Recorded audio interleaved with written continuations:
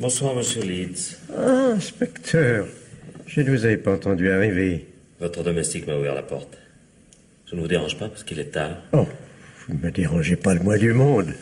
Oh, enlevez votre par-dessus, asseyez-vous. Merci. Voulez-vous boire quelque chose? Du thé, peut-être? Ces soirées de décembre sont glaciales dans notre vieille Écosse. Vous mettez pas en peine pour moi. Ah, tenez, je vais vous faire goûter ce whisky. Ah. Nous le distillons dans le domaine, mais je ne devrais peut-être pas avouer ce méfait devant un homme de Scotland Yard. Je promets de ne pas vous dénoncer à mes collègues du service des alcools. Non, merci.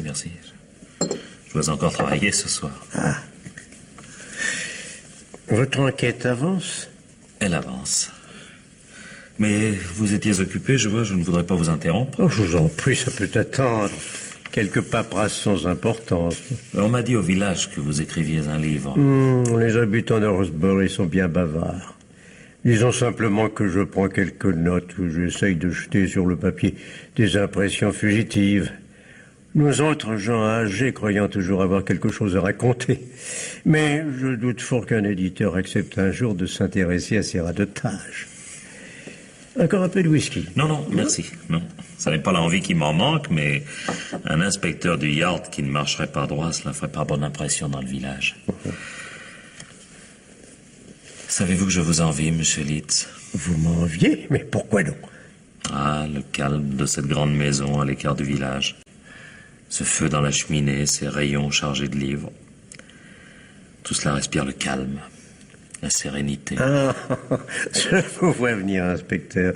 Vous allez me proposer bientôt d'échanger ma retraite campagnarde contre votre vie trépidante de londonien. C'est bien possible. Eh bien, inspecteur, si je vous prenais au mot, vous déchanteriez rapidement. Cette existence qui vous paraît pleine de charme ne tarderait pas à vous peser.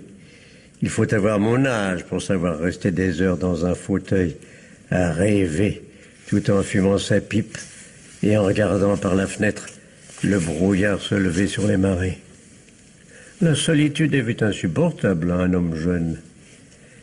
Quant aux bûches qui brûlent dans la cheminée, vous les maudiriez en regrettant le chauffage central que je ne me suis jamais décidé à faire installer. Oui. Oh, vous avez peut-être raison. Vous vivez seul à Leeds Mansion? Presque seul, avec 2 vieux domestiques. J'ai perdu ma femme il y a de nombreuses années. Mon fils Georges m'a longtemps tenu compagnie, mais maintenant, ses affaires l'empêchent de venir souvent. Il demeure en Écosse? Ah non, c'est un londonien. Malgré son jeune âge, il occupe un poste important dans une grande compagnie d'assurance au cœur de la cité. Lorsque ses occupations le lui permettent, il vient passer quelques jours avec moi. Il était ici la semaine dernière. Et il n'a pas l'intention de s'installer à Rosebury? Ouf, je crains que non, malheureusement. Cette maison appartient depuis toujours à ma famille. Mes ancêtres ayant presque tous vécu, j'y ai passé des jours heureux. Et d'autres qui l'étaient moins. Mais bientôt, après ma mort, j'ai bien peur que Leeds Mansion ne soit plus qu'une grande bâtisse abandonnée. Vous n'avez pas d'autres enfants? J'avais une fille. Elle est morte au printemps dernier. Alors, inspecteur, laissez-vous tenter encore un peu de whisky. Ah, une goutte seulement. Ah. Non, merci. Voilà. Me permettez-vous une question indiscrète, inspecteur? Si je peux y répondre. Pourquoi êtes-vous venu me voir ce soir? Oh, c'est bien simple. Je longeais le mur de votre parc lorsque l'envie m'a prise de venir vous dire bonsoir, de bavarder un peu. Je vous en remercie. Comment marche votre enquête? Elle progresse. Non, vous êtes trop fort pour moi, monsieur Leeds. Vous avez deviné, n'est-ce pas? Oui, en fait, mon enquête piétine lamentablement. Je n'avance pas vite. Mais pour être tout à fait franc, j'avance pas du tout. Voilà. Vous savez maintenant pourquoi j'ai envie de retarder le moment où il me faudrait regagner ma chambre d'hôtel glacial et m'installer derrière ma table pour rédiger un rapport dans lequel je n'ai rien à mettre. Bon, je vous comprends, inspecteur. D'autant plus que l'auberge de Rosebery n'est pas particulièrement accueillante. Oui, on signe avec l'auberge. Mais il y a également les habitants, je sais. Oui. Ils ne sont pas très accueillants à votre égard. Et je vais vous dire ce qui ne va pas, inspecteur. Oui. Vous vous trouvez en face d'un accident banal, comme il en arrive malheureusement des dizaines tous les ans, à l'époque de la chasse. Vous cherchez une explication complexe à une chose qui est d'une navrante simplicité. Je crois que vous n'avez pas tous les éléments. Inspecteur, mais si. Reprenons les faits depuis le commencement, voulez-vous? Oui. Samedi dernier, dans la soirée, des chasseurs ont découvert un cadavre dans un fourré à quelques centaines de mètres du village. Le constable de Rosebery, il s'appelle McCloy, je le connais bien, a constaté que l'homme avait été tué d'une décharge de chevrotine tirée avec un fusil de chasse, comme tout le monde en possède par ici. C'est ça? C'est ça, continuez, monsieur Litz. McCloy s'est également aperçu qu'il ne connaissait pas ce malheureux. À vrai dire, personne à Rosebery ne le connaissait. McCloy a immédiatement téléphoné au superintendant Betchard, à Inverness. Le superintendant a tout de suite prévenu Scotland Yard en demandant l'aide du CID. C'est vous que l'on a envoyé. Vous êtes ici depuis lundi, n'est-ce pas, inspecteur? Lundi soir, il y a 3 jours. Je suis d'ailleurs immédiatement venu vous faire une visite. Oui, je m'en souviens parfaitement. Vous êtes donc arrivé 2 jours après que l'on ait découvert le cadavre. 48 heures, c'est long. Vous paraissez convaincu que tout le monde à Rosebery veut vous cacher quelque chose, qu'il existe un secret dont les habitants des villages se refusent à vous parler. N'est-ce pas le cas? Je ne le pense pas. Je crois que l'explication est simple, beaucoup plus simple que vous ne le supposez. Les vagabonds sont nombreux dans cette partie de l'Écosse. Ils donnent un coup de main dans les fermes à la bonne saison, braconnent un peu en hiver, subsistent tant bien que mal. L'homme que l'on a découvert dimanche est sans doute un de ceux-là. Oui, peut-être, mais ça ne me dit pas qui l'a tué. N'importe qui a pu le faire. Tout le monde chasse par ici. Une ombre qui se glisse, un fourré qui s'agite, un coup de feu. C'est bien qu'un crime, mais de toute façon, une chose abominable. Il y a loin d'un accident de chasse un meurtre. Oui, monsieur Litz, je vois que vous n'êtes pas au courant d'un certain nombre de détails que l'enquête nous a permis de découvrir. Accident de chasse, dites-vous? Certainement pas. Il y a eu meurtre. Peut-être même avec préméditation. Comment pouvez-vous en être aussi sûr? Parce que le cadavre n'a pu être identifié. Cet homme n'habitait sans doute pas la région. Non, il ne s'agit pas de cela. Si le cadavre n'a pu être identifié, c'est parce que le meurtrier voulait qu'il en soit ainsi. Tout ce qui aurait pu nous permettre de découvrir son identité a été soigneusement détruit. On a même arraché les étiquettes de ses vêtements. Mais il n'y en avait peut-être pas. Si, parce qu'il reste des morceaux de fil déchirés. Je vous signale au passage que la qualité de ces vêtements doit nous faire écarter l'hypothèse selon laquelle il s'agirait d'un vagabond. Ce sont des vêtements ordinaires, certes, mais ils sont en bon état et convenablement entretenus. Quant à ces chaussures, qui auraient pu nous fournir un indice, personne ne sait ce qu'elles sont devenues. Vous voulez dire qu'il était pieds nus? Oui. Tout ce que l'on sait, c'est que le mort chaussait du 42. Et ça vous suffit pour affirmer que quelqu'un a tué volontairement ce malheureux, qu'il s'agit d'un meurtre? Et pour quelle autre raison aurait-on fait disparaître systématiquement toute possibilité d'identification? Plus de griffes de tailleur, plus de mouchoirs portant des initiales, plus de marques de blanchisserie, rien. Tout a été volontairement détruit. C'est incroyable. Puis il y a autre chose encore. Le corps a été transporté après le meurtre. Que voulez-vous dire? La blessure dans le dos du cadavre a beaucoup saigné. Et pourtant, les feuilles mortes sur lesquelles il était allongé ne portaient pas la moindre trace de sang. Je vous avoue, inspecteur, que je ne comprends pas. Pour quelle raison aurait-on déplacé ce malheureux? Le meurtrier ne voulait probablement pas que l'on découvre sa victime à l'endroit exact où il l'avait tuée. Mais pourquoi? Parce que le lieu où s'est déroulé le meurtre pouvait être compromettant pour le criminel. On a découvert le cadavre dans des taillis, à 500 ou 600 mètres au sud de Rosebery. Imaginez qu'on l'ait trouvé dans le jardin d'une maison. Je suis abasourdi par tout cela, inspecteur. Mais je ne suis pas très au fait de ces questions. Pourtant, je crois avoir entendu dire qu'on pouvait toujours identifier un homme grâce à ses empreintes digitales. Oui, mais à condition qu'il ait été incarcéré au moins une fois pour quelque raison que ce soit. Or, les empreintes de cet homme ne figuraient pas dans nos fichiers. Autrement dit, il n'a jamais eu maille à partir avec la justice britannique. Non, nous ne savons pas qui il est. C'est extravagant. Puis il y a encore autre chose. Nous avons bien entendu fait procéder à une autopsie, et le rapport du médecin légiste est sans équivoque. L'homme a été tué d'une décharge de chevrotine tirée à bout portant. La mort a été instantanée. Le crime a eu lieu samedi dernier, entre 14 et 17 heures. Quelle précision! Non, croyez pas cela, monsieur. Fort heureusement, le médecin a pu nous fournir une précieuse indication supplémentaire. La victime avait absorbé 1 heure environ avant de mourir un déjeuner copieux, largement arrosé de bière. Alors, cela permet de situer le meurtre avec beaucoup plus de précision. Il a été commis aux alentours de 15 heures. Oh, tous ces détails sont écœurants. Excusez-moi, inspecteur, mais je n'ai guère l'habitude de ce genre de choses. Oui, je vous comprends, c'est moi qui vous demande pardon. Mais je cherche à vous faire comprendre qu'il s'agit de toute autre chose que d'un vulgaire accident de chasse. Non, c'est bien un crime, un vilain petit crime, sans gloire. Je n'arrive pas à réaliser que quelqu'un ait pu... Et vous ne savez rien d'autre? Peu de choses. Puisque personne ne semblait le connaître à Rosebery et qu'aucune voiture étrangère à la région n'avait été abandonnée dans le coin, j'ai interrogé le chauffeur du car qui dessert le village. Peter Lemons? Oui. C'est un pauvre garçon dont la femme est très malade.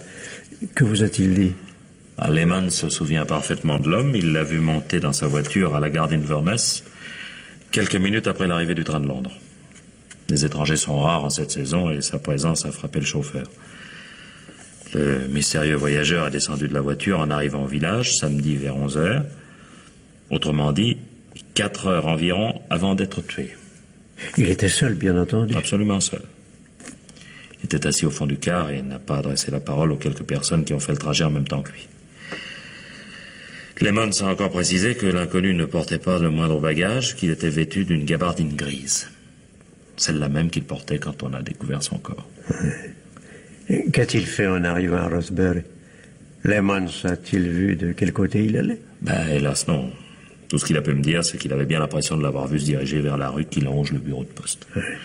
C'est marrant, il était occupé à décharger les bagages d'un autre voyageur et il n'a pas fait attention à l'inconnu, quoi. 4 heures avant sa mort. Mais qu'a-t-il pu faire pendant ces 4 heures? Voilà. C'est précisément la question que je me pose. Celle à laquelle personne ne veut m'aider à trouver la réponse. Si je pouvais découvrir son emploi du temps entre 11 heures, c'est-à-dire le moment où il est arrivé au village, et 15 heures, c'est-à-dire celui où il a été assassiné, je découvrirais du même coup l'identité du meurtrier. Enfin, c'est du moins fort probable. Mais je vous prie de m'excuser un instant, s'il vous plaît. Mais il faut que je remette une bûche dans la cheminée. Voulez-vous que je vous aide? Non, c'est inutile, j'ai l'habitude. Voilà. Il y a beaucoup d'ironie dans tout cela, inspecteur. Nous sommes assis tranquillement, une carafe de whisky posée entre nous. Servez-vous, au fait. Et je vous interromps pour remettre une bûche dans le feu, pendant que vous me parlez d'un crime.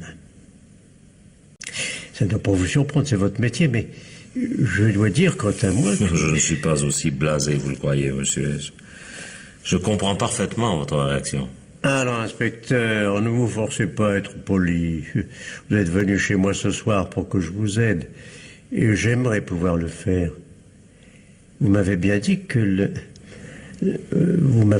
ce malheureux avait pris un repas. Copieux. Oui, il a bu de la bière. C'est un indice important. Parce que voilà un homme qui arrive dans un village où il ne connaît apparemment personne. Personne, du moins, n'avoue l'avoir connu. Or, il déjeune bien, boit largement. Où a-t-il déjeuné? Vous connaissez aussi bien que moi les ressources de Rosebery. Un pub qui peut éventuellement servir une tranche de jambon, une omelette et un morceau de fromage, Et l'auberge des Trois Couronnes qui a le toupet d'annoncer de la cuisine française et qui dispose de 3 chambres sans le moindre confort que le patron loue à des prix défiant toute concurrence. Je suis au courant, c'est le seul endroit où j'ai pu m'installer. Oh, j'aurais été ravi de vous offrir l'hospitalité. Je vous en remercie, monsieur, mais il ne s'agit pas de mon confort personnel, non. Si je vous parle de ces 2 établissements, c'est parce que ce sont les seuls endroits où un étranger fraîchement débarqué à Rosebery puisse se faire servir un repas et de la bière. Or, les témoignages sont formels. Personne n'y a vu l'inconnu samedi dernier. Ni dans l'un, ni dans l'autre. C'est invraisemblable. Non. Non. Ça prouve simplement que quelqu'un a menti. Et quelqu'un du village. Quelqu'un qui le connaissait, chez qui il a déjeuné, avec qui il a bavardé, et quelqu'un qui lui a proposé d'aller chasser. D'aller chasser? Ah, ça, j'en suis presque certain. Le premier rapport du constable McCoy, celui qui a établi tout de suite après avoir découvert le corps, est précis. Il est d'ailleurs recoupé par les renseignements que m'a fourni le laboratoire de recherche criminelle après avoir examiné le cadavre. De quoi s'agit-il? La gabardine de l'inconnu portait d'innombrables petites griffures. Et ce sont les traces laissées par les branches de taillis qui entourent le village. D'autre part, l'homme était vêtu d'un complet gris, un costume de ville. Les jambes du pantalon étaient maculées de boue à quelques centimètres au-dessous du genou. Et plus bas, rien. Pas de tache. Mais en revanche, le tissu était chiffonné, fripé, comme s'il avait été enfoncé dans des bottes. Peut-être avait-il l'habitude d'être chaussé ainsi. Non, le chauffeur du car se rappelle que le voyageur portait des chaussures de ville. Puis d'ailleurs, un homme qui porte régulièrement des bottes ne met pas des chaussettes fines en nylon. Non, monsieur Litz, je crois plutôt que la personne chez laquelle il a déjeuné lui a proposé d'aller chasser et lui a prêté une paire de bottes. Rappelez-vous que le cadavre, lorsqu'on l'a découvert, ne portait pas de chaussures. Le meurtrier avait pris soin de lui retirer ses bottes, qu'il leur a dénoncées. Quant aux souliers de ville que la victime portait en arrivant à Rosebery, il y a probablement longtemps que l'assassin les a détruits. Ne m'en veuillez pas de vous dire cela, inspecteur, mais je n'arrive pas à vous croire. Je ne puis imaginer que quelqu'un dans ce village ait pu combiner une telle machination. Je connais bien les paysans d'ici, et... Non, c'est une impossibilité. Mais je suis de votre avis, monsieur. Comment? Alors je ne comprends plus. Je crois, comme vous, que l'inconnu n'a pas été tué par un paysan du village ou des environs. Le meurtre a été commis par quelqu'un d'autre. Il existe à Rosebery, comme partout ailleurs, 10 clans rivaux, 10 groupes ennemis qui ont chacun leurs partisans, leurs adversaires, qui s'épient mutuellement, se surveillent constamment. C'est évident, mais je ne vois pas ce que cela prouve. Si l'inconnu était entré chez les Swift, les Sheffield me l'auraient dit. S'il s'était rendu chez les Brown, je l'aurais appris par les enfants de la vieille Elisabeth, c'est mathématique. Ces gens-là se détestent de père en fils depuis toujours. Oui, oh, bien sûr, je me souviens de ce que vous m'avez dit tout à l'heure. Pour eux, je suis l'étranger. Alors, naturellement, on ne m'aurait rien dit ouvertement. On aurait procédé par allusion, par sous-entendu. Alors, il se trouve que je n'ai entendu parler de rien. Donc, je vous plains, inspecteur. Quel affreux métier qui vous oblige à écouter les ragots, à recueillir les méchancetés et les confidences haineuses. C'est sur cette matière que vous travaillez, vous agitez de la boue. Sans doute ne serez-vous pas d'accord avec moi, monsieur, si je vous dis que la fin justifie les moyens. Quand il s'agit de découvrir un autre homme, un individu qui s'est mis sciemment au place et qui a commis le plus de que l'on puisse imaginer, pendant que tout pour le monde est annulé. Quel âge avez-vous, faire 28 ans, monsieur. J'en aurai 70 dans quelques semaines. Je pourrais être votre père, votre grand-père même. C'est bête. À mon âge de recevoir une leçon pareille d'un homme aussi jeune que vous, ne croyez-vous pas?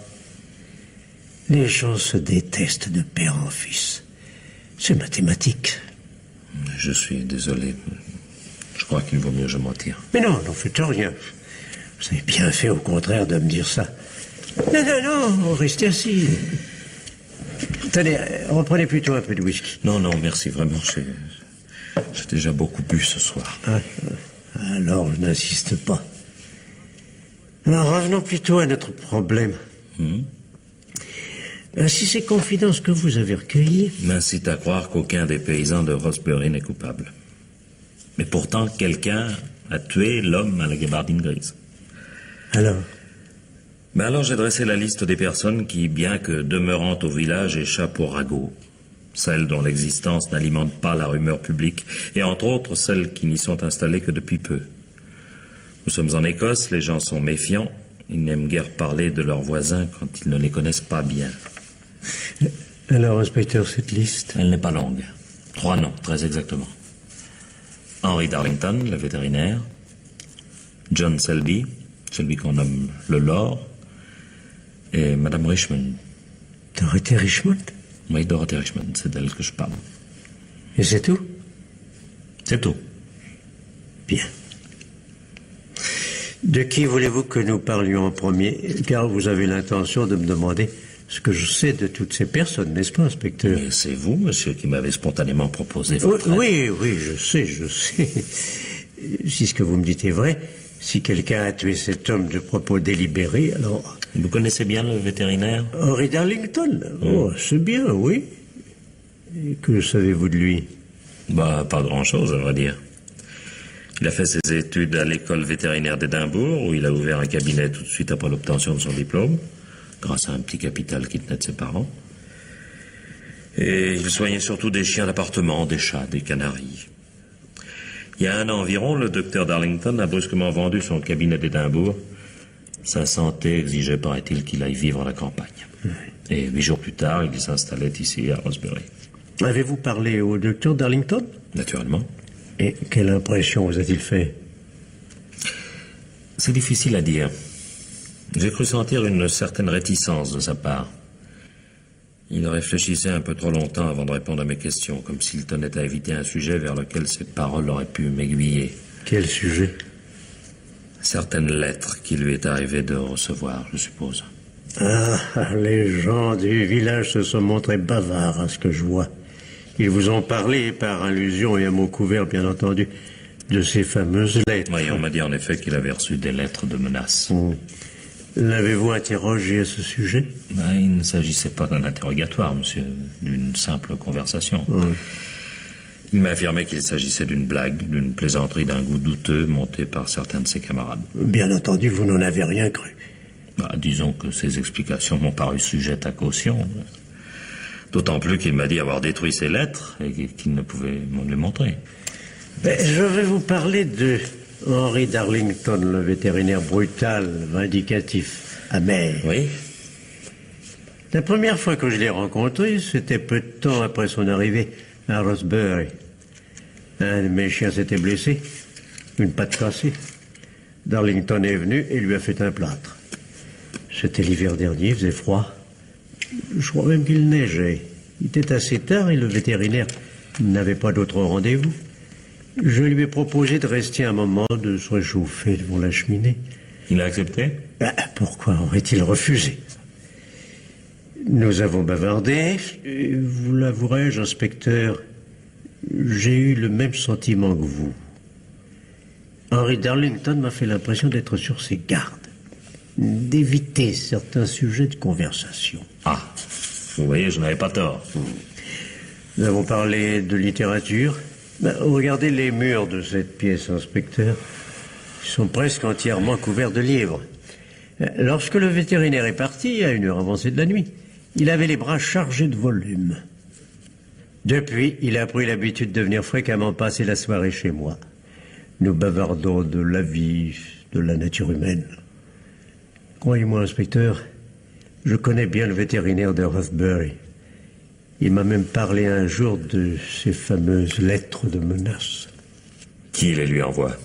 Ah non, inspecteur, vous me demandez de trahir un secret qui ne m'appartient pas. Monsieur Leeds, dois-je vous rappeler que j'enquête sur un meurtre?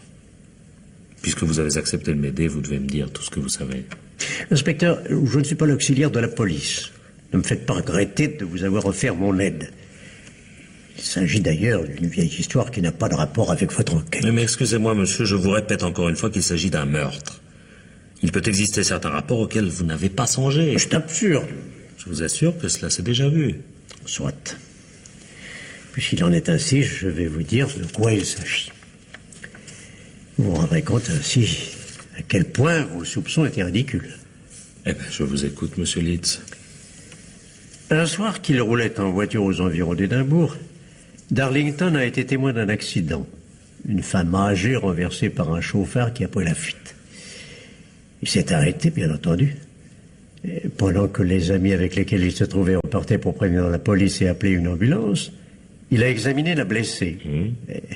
Elle était dans un état désespéré, souffrait beaucoup. Il a pris sa trousse et tenté de soulager la douleur. Lui, il est vétérinaire, il n'est pas médecin. Non, inspecteur, je vous vois venir. Il ne s'agit pas d'un cas d'exercice illégal de la médecine. Ce fut prouvé par la suite. Il s'est contenté de faire ce que n'importe qui aurait fait à sa place, à condition d'avoir une ampoule de morphine sous la main. Une enquête a été ouverte ensuite, mais aucune charge n'a été relevée contre lui. Il vous sera facile de vous en assurer. Et qu'est devenue la blessée? Elle est morte. Avant même que l'ambulance n'arrive. Il n'y avait rien à faire.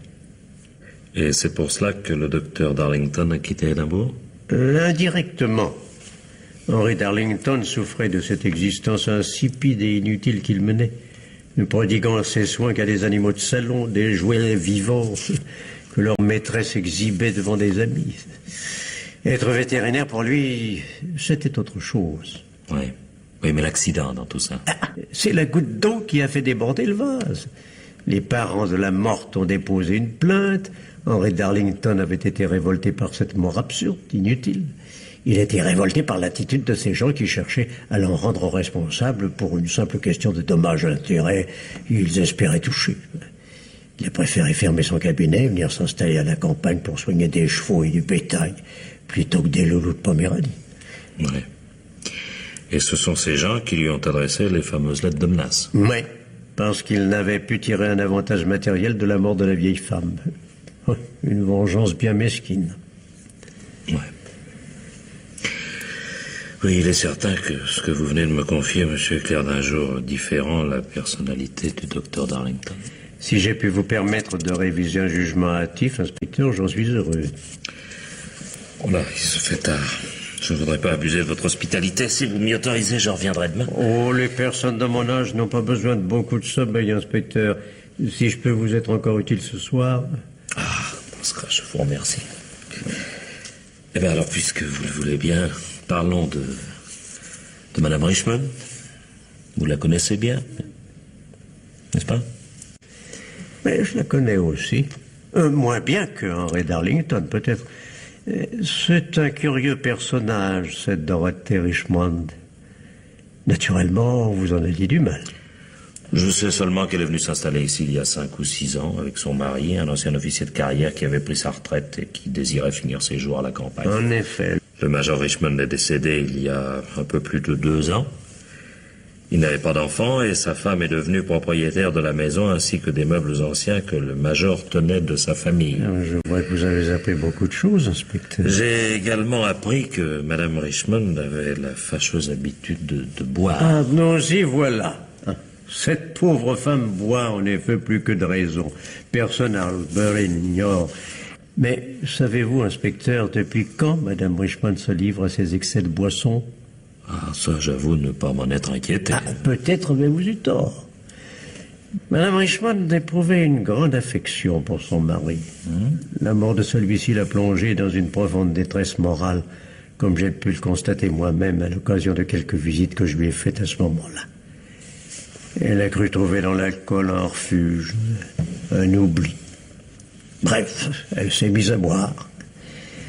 Ce qui aurait pu constituer pour elle une sorte de remède est rapidement devenu un besoin, presque un vice. Oui, je comprends.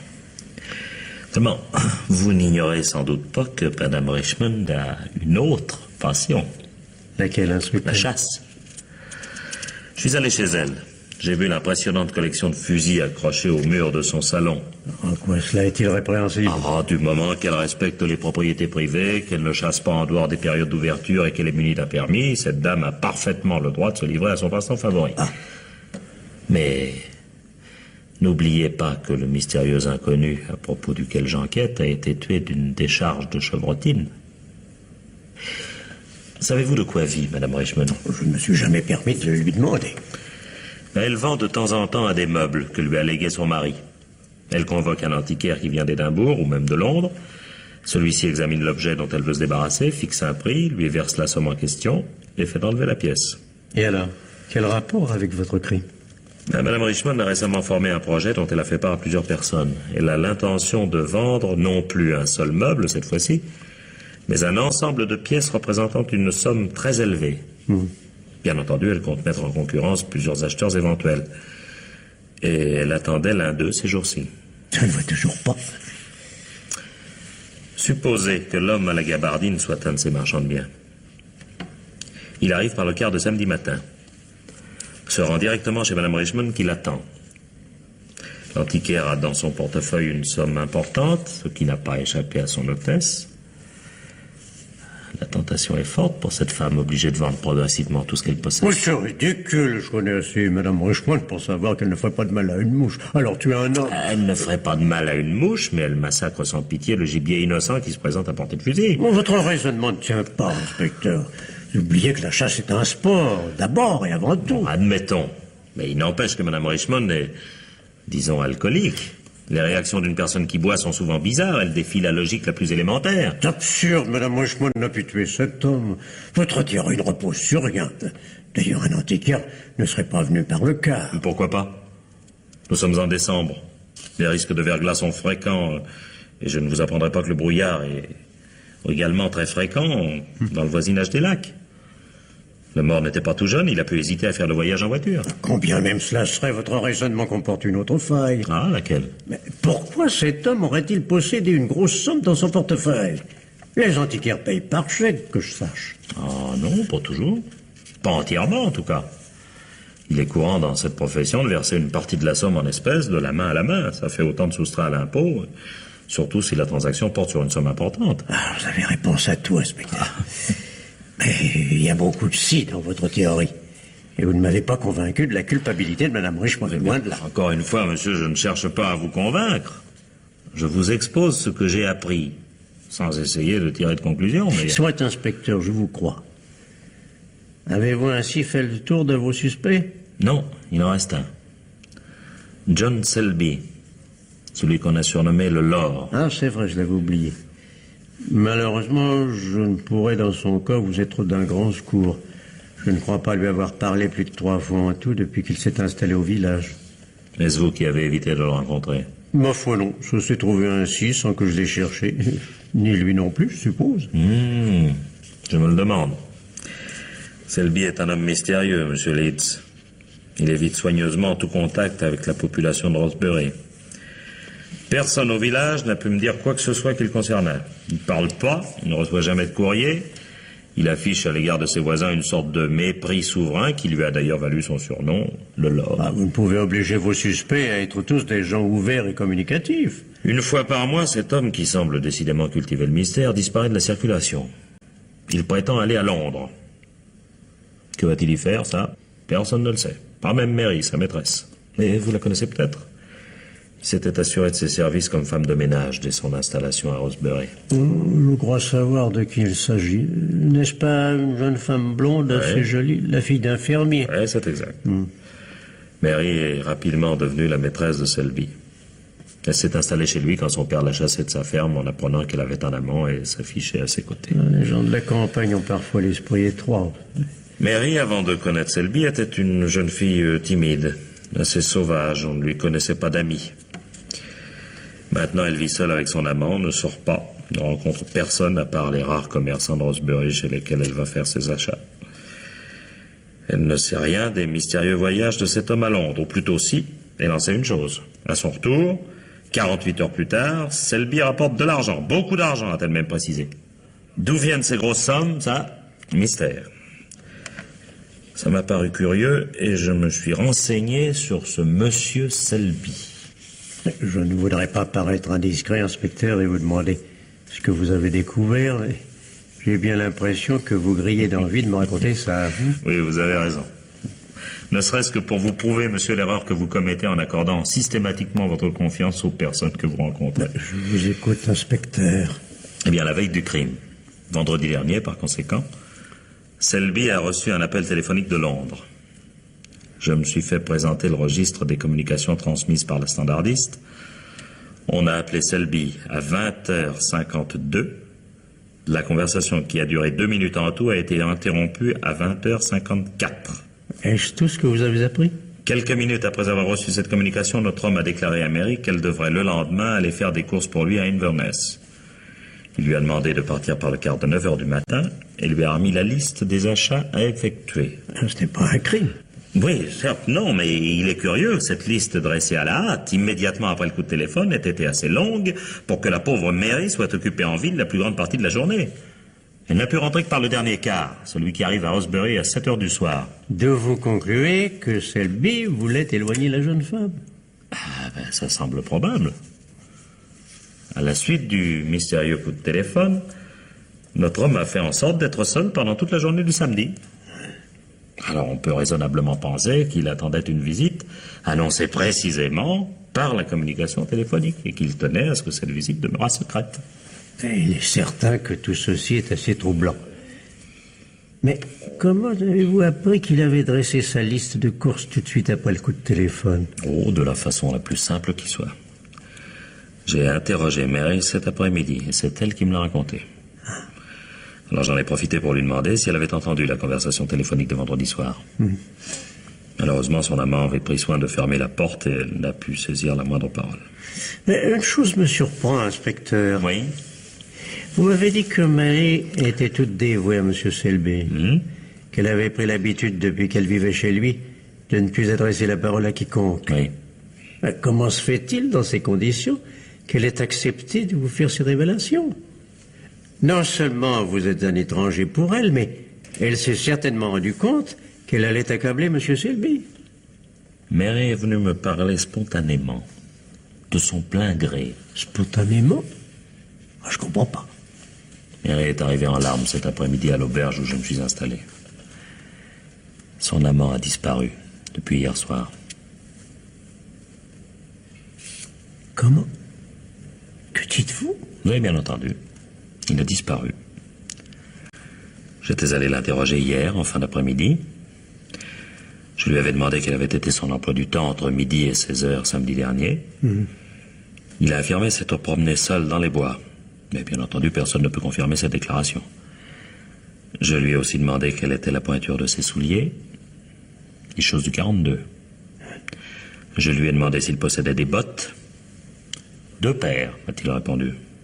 Et c'est alors qu'il a disparu? C'est incroyable. Et vous pensez que cette conversation que vous avez eue avec lui a pu l'inciter à prendre la fuite? Ah, c'est possible. Je ne lui ai pas caché qu'il était sur la liste des suspects. Il n'avait pas d'alibi, possédait 2 paires de bottes dont l'une aurait pu chausser les pieds du mort. Qu'auriez-vous fait à la place du soi-disant John Selby, monsieur Leeds? Vous auriez probablement filé, vous aussi. Non, j'avoue que je prouve une certaine difficulté à me mettre à sa place, inspecteur. Mais pourquoi avez-vous dit le soi-disant John Selby? Parce que vous n'êtes pas au bout de vos surprises. Tout de suite après avoir reçu Mary cet après-midi, j'ai téléphoné à Scotland Yard en communiquant le signalement exact de John Selby. Ce qui d'ailleurs n'a pas été difficile, vous avez sans doute remarqué qu'il lui manque 2 doigts à la main gauche. Je l'ai vu, en effet. Et là, la réponse ne s'est pas fait attendre. Un moment plus tard, j'apprenais que John Selby se nomme en réalité Jack Skipton, qu'il s'agit d'un maître chanteur notoire contre lequel plusieurs plaintes ont été déposées et qui fait l'objet d'une demi-douzaine de mandats d'amener. Un maître chanteur? Oui. Cet homme qui a l'air si calme et si placé. Ah, ça, l'habit ne fait pas le moine, monsieur Leeds. Alors, inutile de vous dire que j'ai fait lancer aussitôt un télégramme de recherche. Rien ne prouve qu'il soit l'assassin. Non, ça n'a rien en effet, seulement les faits ne militent pas précisément en sa faveur. Ces mystérieux voyages à Londres étaient certainement destinés à collecter les fonds que lui remettaient ses victimes. Ensuite de quoi, il revenait vivre ici, sous un faux nom, ignoré de tous, discret, méfiant, jusqu'au prochain voyage. Et l'homme à la gabardine grise, qui serait-il? Supposez qu'une des personnes qu'il faisait chanter ait décidé de se défendre, de contre-attaquer. Elle cherche à connaître l'adresse de Skipton. S'aperçoit que personne à Londres ne sait où il demeure, qu'il descend à l'hôtel chaque fois qu'il vient dans la capitale. La vérité commence alors à se faire jour. Le maître chanteur ne vient à Londres que de façon épisodique, uniquement pour encaisser. Skipton se cache, et s'il se cache, il est fort probable que ce n'est pas sous son vrai nom. Non mais vous vous rendez compte de l'espoir que cette découverte a pu faire naître dans le cœur d'un de ces malheureux? Pourquoi? Qu'est-ce qui aurait justifié cet espoir? Alors voyons, monsieur Leeds, réfléchissez. Si l'homme arrive à découvrir où se cache Skipton et sous quel nom, il va pouvoir retourner la situation. Il fera chanter le maître chanteur. S'il est honnête, il se contentera de récupérer les documents ou les objets compromettants détenus par Skipton, mais s'il n'est pas honnête, il le fera cracher à son tour. Enfin, si vous me permettez cette expression. Juste retour des choses, pense-t-il probablement. Et vous croyez que... Alors il s'arrange à suivre Skipton, découvre le village dans lequel celui-ci se cache, apprend le faux nom dont il se sert, et désormais la vengeance est à portée de sa main. Vendredi soir, il téléphone au pseudo John Selby pour lui dire qu'il a retrouvé sa trace et qu'il a l'intention de venir le lendemain pour parler affaires, dirons-nous. C'est pourquoi M. Selby a pris soin d'éloigner Marie. Voilà. Samedi, il accueille son visiteur, le sourire aux lèvres, fait semblant d'être beau joueur, lui rend probablement les documents qu'il détient et accepte peut-être de payer à son tour. Oh, il ne risque rien car son plan est arrêté depuis la veille, depuis le fameux coup de téléphone. Les deux hommes déjeunent tranquillement, puis le faux Selby propose à son hôte une petite partie de chasse. Oh, ils ont le temps. Le car ne quitte Rosebery qu'à 5 heures. Et c'est alors que... Ah non, inspecteur, c'est pas possible, je ne peux vous croire. Pourquoi pas? Je ne sais pas, moi... Comme je vous l'ai dit, je n'ai guère eu l'occasion de rencontrer M. Selby, mais je ne peux imaginer que cet homme soit un assassin. Ah non, encore une fois, c'est impossible. Oui. Oui, en somme, monsieur Leeds, mon raisonnement ne vous a pas convaincu. Non. Oui. C'est dommage. Le maître chanteur aurait pourtant fait un bon coupable. Il avait un motif pour tuer. Il en a eu la possibilité. Et il est incapable de fournir un alibi. Ouais, c'est dommage. Mais peut-être alors préféreriez-vous que l'assassin soit Henry Darlington, le vétérinaire des abusés? Oh, inspecteur, je vous en prie, vos plaisanteries sont d'un goût douteux. Oui, excusez-moi. Henry Darlington. Pourquoi pas? Après tout, il avait reçu des lettres de menaces. Je vous ai expliqué qu'il s'agissait simplement d'une vengeance mesquine. Peut-être, mais... imaginons pourtant que l'inconnu du quart de samedi soit un des parents de cette vieille femme morte au bord de la route. Il s'est pris au jeu des lettres de menaces qu'il a lui-même envoyées. Débarque à l'improviste chez le docteur Darlington. Parle de le tuer. Le vétérinaire cherche à gagner du temps, discute, parlemente. Il finit par convaincre l'apprenti meurtrier qui remet son arme dans sa poche, fait amende honorable et même se laisse inviter à déjeuner. Mais Darlington n'en meurt pas moins inquiet. Oui, il ne sait pas si l'autre ne va pas changer d'avis, il l'abattre quand même.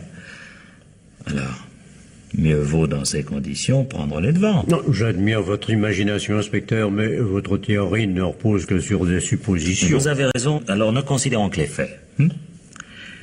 Qu'a fait Darlington l'après-midi du crime? Il est allé chasser. C'est vous qui le dites? Non, c'est lui. Et il l'a reconnu lorsque je l'ai interrogé ce matin. Quelle est la pointure des souliers de Darlington? 42, bien entendu. Mais qu'est-ce que ça prouve? Je connais au moins 10 personnes qui ont la même pointure. Elle n'est ni grande ni petite, et je suis sûr que des millions d'Anglais chaussent du 42. Mais c'est vous, monsieur Leeds, qui m'avez engagé à m'en tenir à des faits précis, tangibles, véritables. J'ajoute que le vétérinaire possède 2 paires de bottes. Il a pu en prêter une à l'homme à la gabardine. Ce n'est pas Darlington. Vous n'avez aucune preuve. C'est exact. Enfin, pour le moment, du moins. Mais l'enquête n'est pas terminée, monsieur Leeds. Et je suis bien forcé de constater que Darlington, tout comme Jack Skipton alias John Selby, avait un motif pour tuer, a eu l'occasion de le faire et ne possède pas d'alibi. Alors, le docteur Darlington, Selby ou Madame Richmond? Mon Dieu, cette pauvre femme. Cette pauvre femme, comme vous dites, a menti.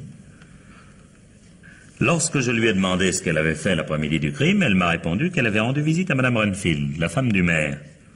Elle a prétendu y être allée tout de suite après le déjeuner. Or, Madame Renfield, à laquelle j'ai demandé confirmation de cette visite, est formelle. Madame Richmond n'est pas arrivée avant 3h30. Vous êtes prêt à soupçonner n'importe qui, n'est-ce pas, inspecteur? Non. Je ne soupçonne personne, monsieur Leeds. Je me contente... de rassembler des indices, je sais, vous me l'avez dit. Mais cette fois-ci, vous faites fausse route. Je m'étonne que vous ne vous en soyez pas rendu compte. Henry Darlington, chose du 42. John Selby également. Mais pas Madame Richmond. Cette amie petite... Elle, chose du 37, j'ai vérifié. Ah, vous voyez. Mais le mari de Madame Richmond, décédé il y a 2 ans, chaussait du 42. Et ses bottes sont toujours dans la maison. Quel jeu jouez-vous, inspecteur? Moi, je ne joue aucun jeu, monsieur. Je vous ai simplement démontré que le docteur Darlington, Selby et Madame Richmond pouvaient tous 3 être coupables. Je suis, moi, convaincu qu'aucune de ces 3 personnes n'est le meurtrier. Peut-être avez-vous raison. Et pour vous dire la vérité, monsieur Leeds, moi non plus, je ne suis pas satisfait de ces suspects. Prenez Darlington, par exemple. Si c'était lui le meurtrier, il pourrait invoquer la légitime défense. On l'a menacé de mort, il n'a fait que se défendre. Pourquoi alors ne pas avouer la vérité? Non. Je ne crois pas que ce soit lui. Heureux de vous l'entendre dire. Quant à Madame Richmond... Pour elle, le problème est différent. Si c'est elle qui a tué, il lui a fallu aussitôt le crime commis, déchausser la victime, faire disparaître tout ce qui aurait permis de l'identifier avant de se rendre chez Madame Renfield. Oh, cette femme qui n'est plus toute jeune et qui s'adonne à la boisson ne me paraît pas avoir la lucidité et la froide logique nécessaires pour agir ainsi. Autrement dit, vos soupçons se portent sur Monsieur Selby, puisque c'est le seul qui reste sur votre liste. John Selby, de son vrai nom, Jack Skipton, maître chanteur, repris de justice recherché par la police, en fuite. Ah, ce serait trop beau. Et pourtant, dans son cas aussi, il y a un détail qui me gêne. C'est le coup de téléphone. Pourquoi un homme qui aurait retrouvé sa trace, un homme animé du désir de se venger, l'aurait-il prévenu de son arrivée? L'effet de surprise était son meilleur atout. Et puis, les maîtres chanteurs tuent rarement. Ils sont bien trop lâches pour ça. De toute façon, vous en saurez davantage quand vous l'aurez retrouvé. Si on le retrouve. La police doit pourtant être en mesure... C'est pas certain. Il a vécu plusieurs mois à Rosebery sous un nom d'emprunt. Et si je n'étais pas arrivé pour faire cette enquête, il aurait probablement fini ses jours ici sans que personne ne l'inquiète. Et je suis prêt à parier qu'il va s'installer ailleurs, dans un autre village semblable à celui-ci, sous un nouveau nom. À moins d'un miracle, nous ne remettrons jamais la main sur lui. Et il y a beaucoup de criminels qu'on ne retrouve jamais. Monsieur Selby, qui aurait pu croire que cet homme tranquille et effacé put être un meurtrier? Franchement, monsieur Leeds, de vous à moi, vous le croyez coupable, n'est-ce pas? Non, c'est difficile à dire, inspecteur, mais je dois reconnaître que votre raisonnement m'a ébranlé. Si cet homme a déjà eu des démêlés avec la justice, je sais qu'il est ridicule d'évoquer la pente fatale, comme on dit, mais enfin... Il faut qu'il soit coupable. Il le faut. Je vous ai expliqué que le meurtrier ne pouvait appartenir à une des familles de fermiers installées depuis longtemps dans le village. Selby, Madame Richmond et le vétérinaire sont les seuls suspects dans ces conditions. La culpabilité des 2 derniers paraît bien improbable, alors... À moins, bien entendu, que le meurtrier ne demeure à l'écart de Rosebery. À moins qu'il ne s'agisse d'une personne respectée de tout le monde, que nul ne songerait à soupçonner. Je vois.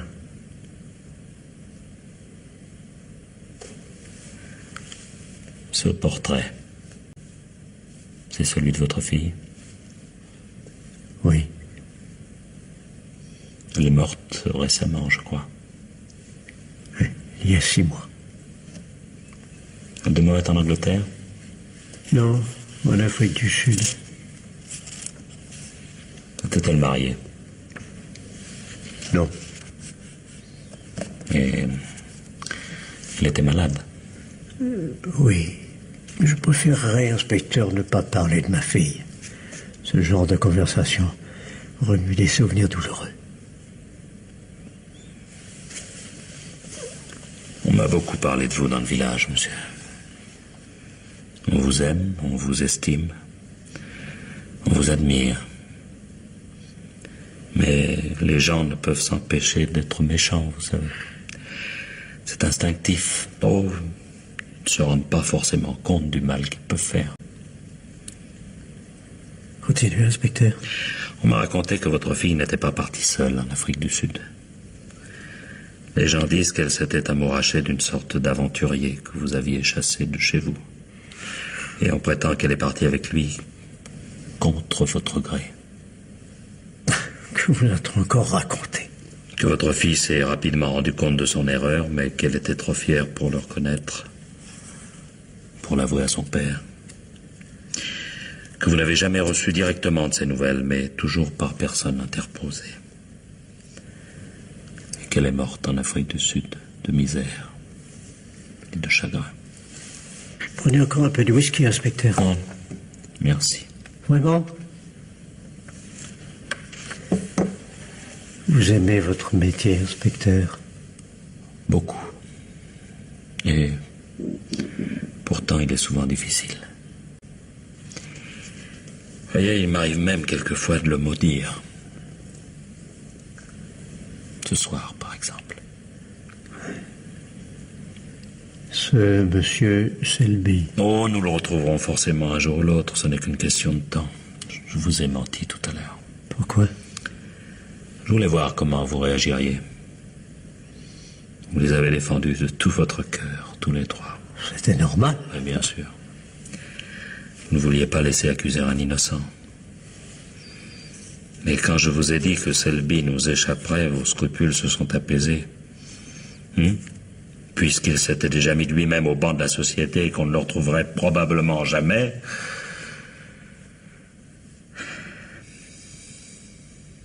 Comment s'appelait-elle? Elisabeth, ma seule fille. Il s'était marié? À Johannesburg, en arrivant là-bas. Alors on connaîtra l'identité de l'homme. On retrouvera des gens qui l'ont connu de son vivant, des parents, des amis, et ils pourront identifier le corps. Il n'y a rien à faire, n'est-ce pas? J'en ai peur. Pourquoi est-il venu? Il voulait de l'argent pour donner une sépulture décente à ma fille, a-t-il prétendu. Il m'a aussi demandé de lui payer le voyage pour retourner là-bas. C'était mon gendre, après tout. Oui, mais en réalité, il n'avait certainement pas l'intention de rentrer en Afrique du Sud. Dans 3 mois, dans 6 mois, dans 1 an, il serait revenu, il aurait trouvé un nouveau prétexte pour vous demander encore de l'argent. C'est du chantage moral. Seulement, un homme a pourtant été tué. J'ai bu votre whisky, monsieur. J'ai fumé votre tabac. Je me suis réchauffé devant votre feu. Pourtant, vous savez ce que je dois faire. Oui. Vous allez m'arrêter parce que j'ai tué l'homme à cause duquel ma fille est morte de chagrin. Mais avant que nous ne partions, je voudrais vous montrer quelque chose. Non, non, pas ça. Pas ça. Voulez-vous lâcher cette arme? Alors lâchez-la, sinon... Là.